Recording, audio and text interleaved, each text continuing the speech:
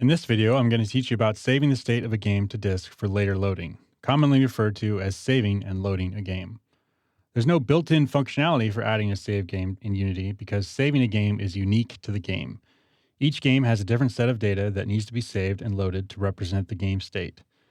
This video will cover both PC and mobile games as well as web. There is a distinction between the two because web games are more limited platform, in this case with tighter security. We don't have the same freedom to read and write files on the system when using the web. Since saving is so specific to the game you're creating, in this video I'm going to focus on the general techniques used to serialize objects. Let's take a look at the code. Here we have a save load simple objects class. It's going to handle saving and loading for us. In this case, when writing simple objects, which are a type of object in our scene, we're going to open a file, collect a list of all the simple objects in the scene, create a new binary writer, and write the number of objects that we have. And then each object in our list is going to write its own state. Let's take a look at that. Writing the object state is going to accept that binary writer we created before, and it's going to collect a list of its children and write the number of its children, and then each of its children are going to write their own state.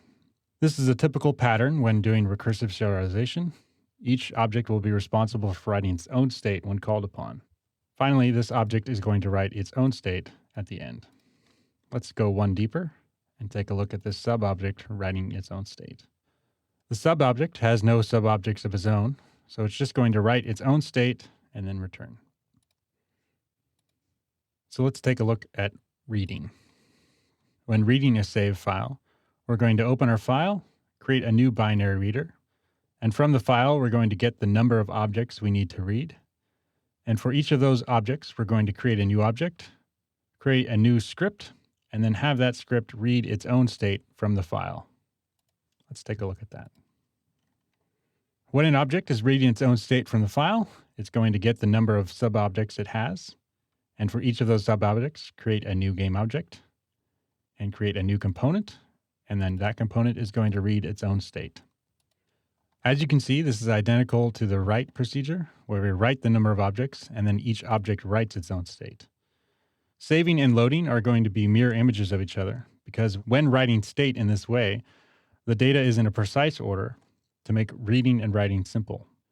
This means the data is byte for byte exactly the same order when we save and load. If we're off by 1 byte, we'll throw off the entire sequence. Let's go one deeper and look at the sub-object reading its own state. We see that once again, it has no sub-objects, so it's just going to read its own state and then return. Let's take a look at this in action. We have a couple simple objects here with some sub-objects below them.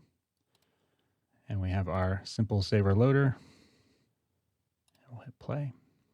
Now we just hit S to write the state, which creates this save file. Now we can actually delete these if we wanted to, and hit L to load. And we see that we've loaded again the exact same state from each of the objects.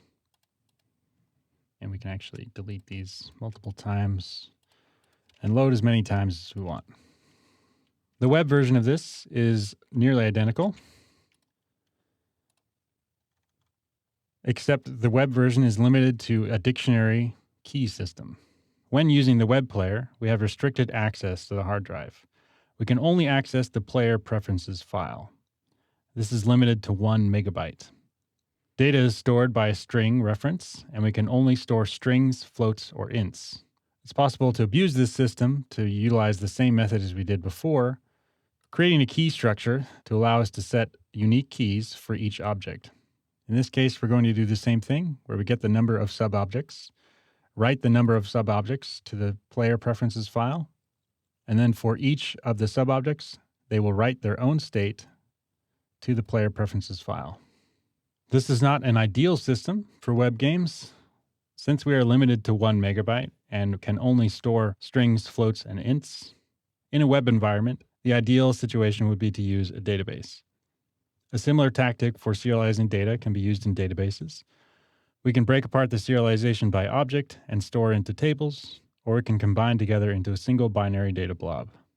In this video, I've taught you a simple strategy for saving games. There are a lot of different strategies for saving games, and they vary depending on the game type, game mechanics, requirements, and even the developer's personal style. Some games will only ever need to save the high scores because the game state doesn't persist beyond that. Other games will need to save the state of hundreds of objects, with each object having dozens of data structures that need to be saved as they are. The strategy I've shown you here is just one of many. Choosing the right strategy for your game is an important decision, and it's one only you can make.